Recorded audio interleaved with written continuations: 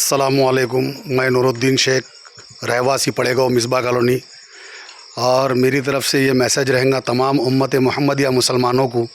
हम उम्मत के नौजवान मुसलमान हैं। हमारा काम है कि फ़लस्तीन के लिए नहीं कुछ कर सकते तो दुआओं का ज़ख़ीरा उनके लिए भेजें। और आज से मैं हर मुसलमान से अपील करूँगा जो ताक़ राते हैं, स्पेशली इसमें हर मोमिन से मेरी अपील है कि वो नमाज लैलतुल क़द्र के बाद दुआएं करें। उनके लिए हम कुछ कर तो नहीं सकते, लेकिन उनके लिए सिर्फ़ दुआओं का ज़ख़ीरा भेजें और अल्लाह से गिड़गिड़ा के उनके लिए दुआ करें। क्योंकि आज हम लोग इफ़्तार में जो खा रहे हैं, सहर में जो खा रहे हैं, आज वहाँ के हमारे बहन भाई मासूम बच्चे जो उम्मत मुसलमान के जो लोग हैं वो आज इतनी परेशानियों का सामना कर रहे। तो अल्लाह उनको भी सेहत दे, उनके जान माल की हिफाजत करे और उन माँ बहनों की इज़्ज़त और आबरू की हिफाजत करे। हमारी ये दुआ रहेंगी। और स्पेशली इफ़्तार के बाद, इफ़्तार से पहले असर और मगरिब का जो टाइम रहेगा उसमें एक दुआ पढ़े, हस्बुनल्लाहु निअमल वकील निअमल मौला निअमल नसीर। ये दुआ पढ़ के, ये तस्बीह पढ़ कर उनके लिए दुआएं करें। और मेरी हर मुसलमान से ये गुजारिश है, ख़ास करके फ़लस्तीन के लिए, कि हर कोई उनके लिए दुआएं करे। हम कुछ नहीं कर सकते, सिर्फ़ और सिर्फ हम दुआ कर सकते। आज वो बहुत परेशान हाल है, उनके लिए खाने के लिए खाना नहीं है। उनकी खाने की जो इमदाद है दुनिया से जो जा रही है वो रोकी जा रही।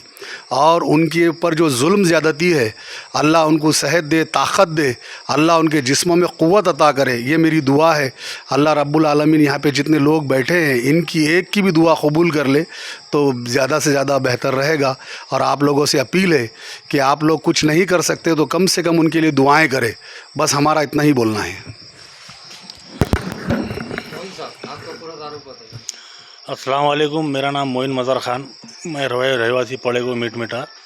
भाई ये जितना भी ताल्लुक़ से समझो अभी बाइडा दे रहे, ये दे रहे, तो मेरा सिर्फ इतना बोलना है कि अपन जितना हो सकता उतना फ़लस्तीनियों के वास्ते, जो मासूम बच्चे वहाँ पे मर रहे, अपन देख रहे, रोज़ क्लिपों में देख रहे, इस पे देख रहे, मगर एक अब अजीब ही ज़िंदगी गुजार रहे हैं यहाँ पे, खा रहे पी रहे, सब मौज मस्ती में है यहाँ पे। तो उनके लिए दुआएं करो जितना हो सकता। अपना असर के टाइम पे, मगरिब के टाइम पे, जैसा नूर भाई ने बोले वो वक्त में जो है तो थोड़ा सा 5 मिनट का वक्त निकाल के उनके लिए दिल से दुआ करो। और जितना हो सकता उनके लिए जो तो जो कपड़े ख़रीद रहे, खाने पीने एकदम उम्दा क्वालिटी के खा रहे, रोज़ पूरा बुड्डी लाइन भरे हुआ, अपना सिटी चौक भरे हुआ, तो कुछ उसमें से जो है तो पैसा ही जमा करके जो है तो कुछ भेज सकते होंगे। तो अपने को तो मालूम नहीं किस तरीके से भेजा जाए वहाँ पे पैसा। जो अपने बड़े बड़े उलमा है उनको रब्ता करके कुछ इम्दाद जमा करो और भेजो, उनके लिए मदद करने की कोशिश करो अपने तरफ से। भाई हम तो कुछ कर नहीं सकते, मगर हमको मौका मिला तो इंशाल्लाह हम छोड़ेंगे भी नहीं मौका करने का। तो हम हमारे तरफ से ये हमारे MCN के तरफ से, MCM के माध्यम से ये हम हमारी दुआएं करो बोल के हम भी दुआ कर रहे हैं और तुमको लोगों को भी मैसेज पहुंचा रहे हैं कि आप लोग भी तरीके से उनके लिए दुआ करो। औरंगाबाद शहर के अंदर भी आज कहीं ऐसे गरीब गुरबा लोग हैं जिनके पास खाने के लिए खाना नहीं है, कपड़े पहनने के लिए नहीं है, चप्पल नहीं है। तो ऐसे लोगों के लिए आप कुछ कहना चाहेंगे? इंशाल्लाह देखो, अल्लाह की ज़ात से उम्मीद है कि अल्लाह हमारे को नवाजे। हम भी ये गरीबों के लिए करने के लिए कोशिश करेंगे और करते रहते। वो बोलने वाली चीज़ें नहीं रहती। लोग पॉलिटिक्स में खेलते तो उसके ताल्लुक से जैसा अपना अपना दिखावा करके देते करते क्या करते, वो हमको उससे मतलब नहीं है। जो देने वाले लोग हैं वो बरोबर देंगे और हमसे भी जो हो सकता है वो हम भी कोशिश करेंगे।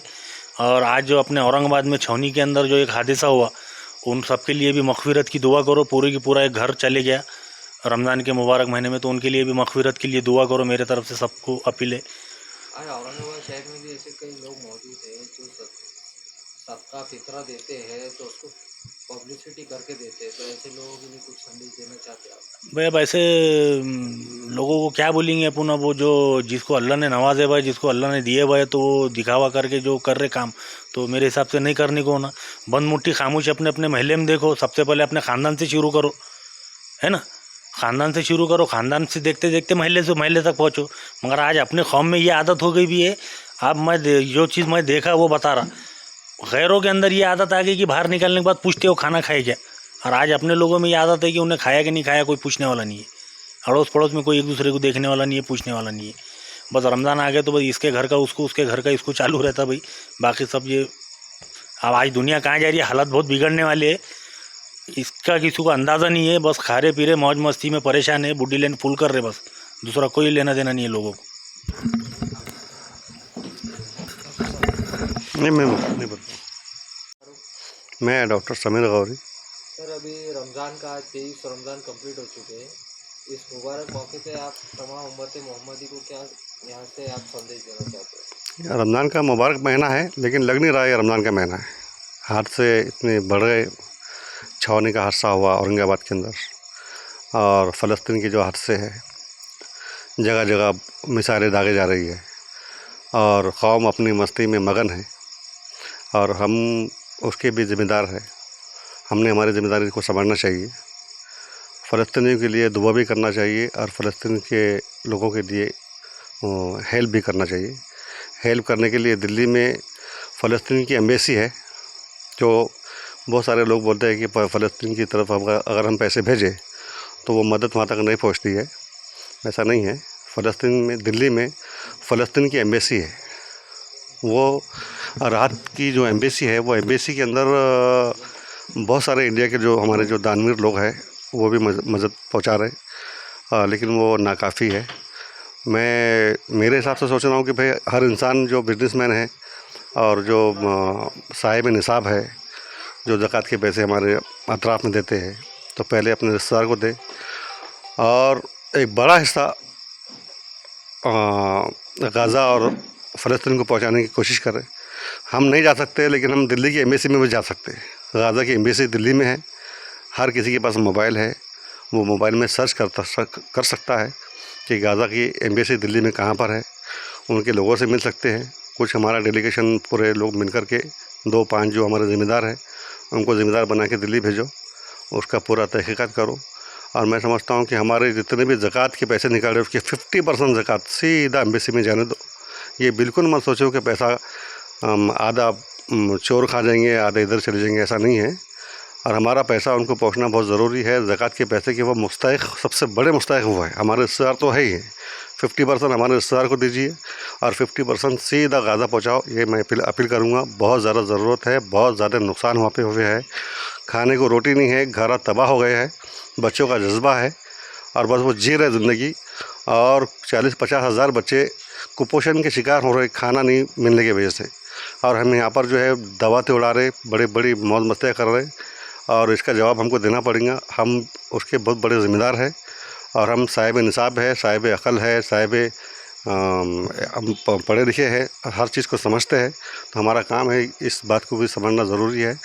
और रमज़ान का ये जो महीना है, इस महीने में हमारा बिल्कुल हमारे ज़कात का जो पैसा है वो पैसा पूरी तरह गाज़ा की एम्बेसी को आप दिल्ली में पहुंचाओ, और बहुत ज़रूरी है पहुंचाना।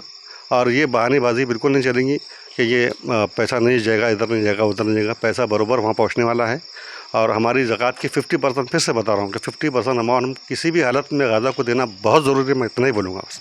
सर एक सवाल ये भी आता है कि शहर अपने औरंगाबाद शहर के अंदर और हिंदुस्तान में मुसलमानों की हालत काफ़ी पसमंदा है और यहाँ पे गुर्बत भी ज़्यादा है मुसलमानों में।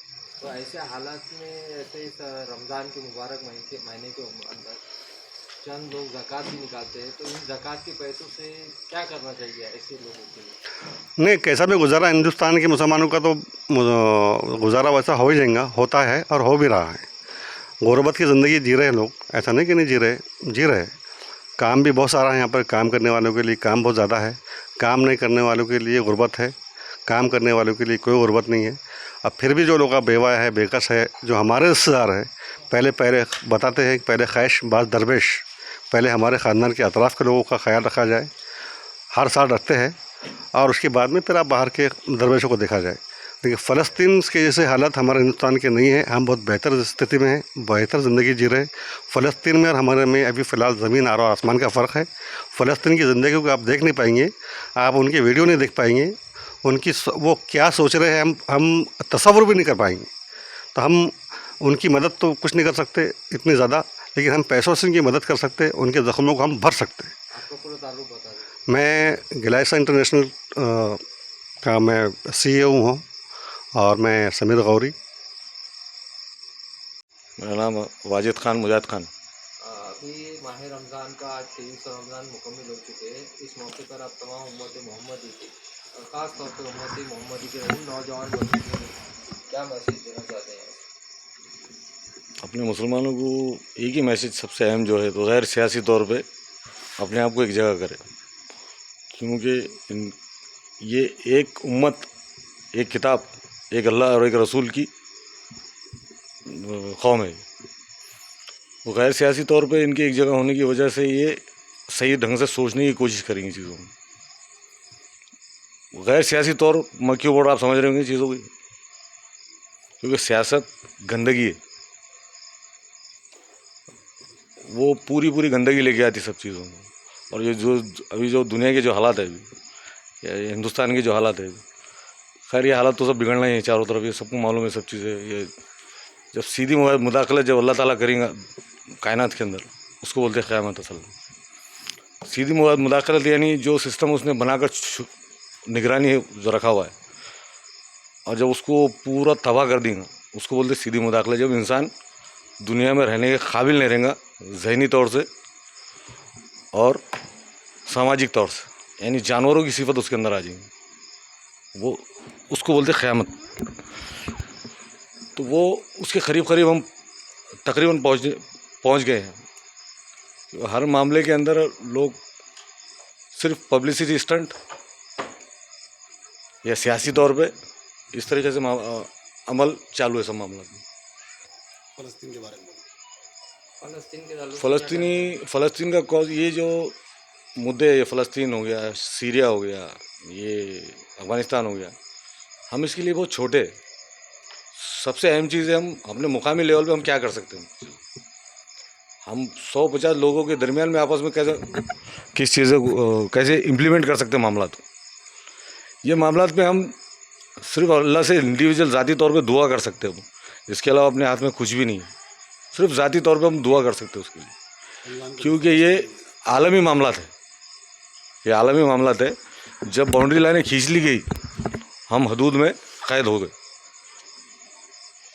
यूनाइटेड नेशन ने अपने आप को बॉस बना लिया और हम एक सरहदों के अंदर खींचे गए।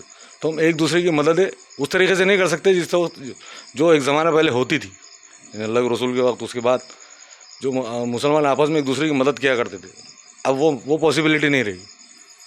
तो हम सिर्फ सिर्फ मस्जिदों में ये जो भी अशरा का मुबारक वक्त है, इसके अंदर ही हम जो तो अल्लाह से अच्छी तरीके से दुआ कर सकते हैं। अगर वो साथ अपने को वो वक्त जो मिल जाए, तो उस वक्त के अंदर अगर वो कबूल हो जाए दुआ, तो ये अपने लिए निजात के लिए बहुत बड़ी बात है, क्योंकि दुआ करना अपने लिए ही निजात का बाइस। आपका पूरा तारुफ बताइए। मेरा नाम अब्दुल वाजिद खान मुजाहिद खान। सिगरेट नीचे रखो।